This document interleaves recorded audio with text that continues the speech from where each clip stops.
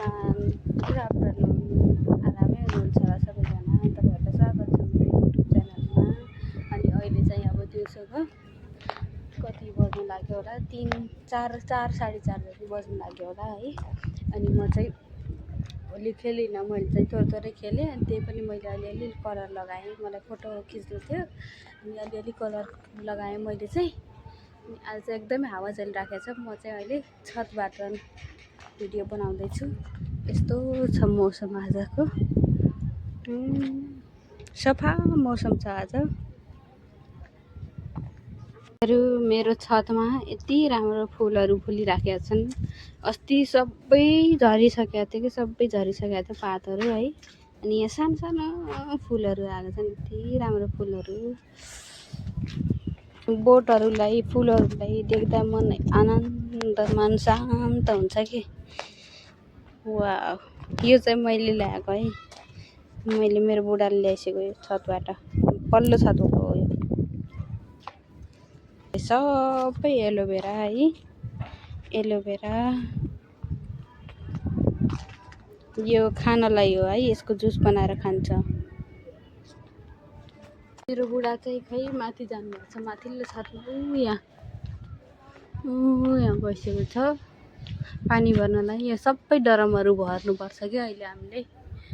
के गर्नु, काम नगरेर खानु पुग्दैन है, काम गर्नै पर्छ।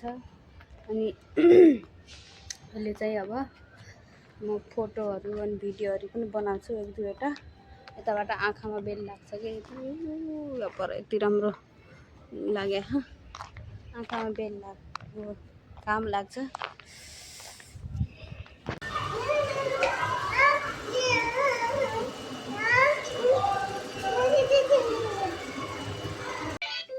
यता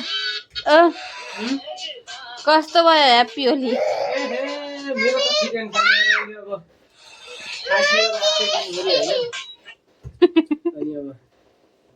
के भाङसाङ खायो?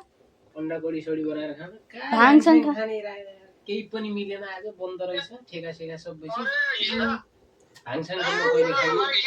के बनाउनु लाग्छ त अनि आज खाना स्पेशल? अंडा उम्लिरहेछ, अब कडी सडी बनाउँ। त्यसो खै त के? हजुर नमस्कार, कता हो?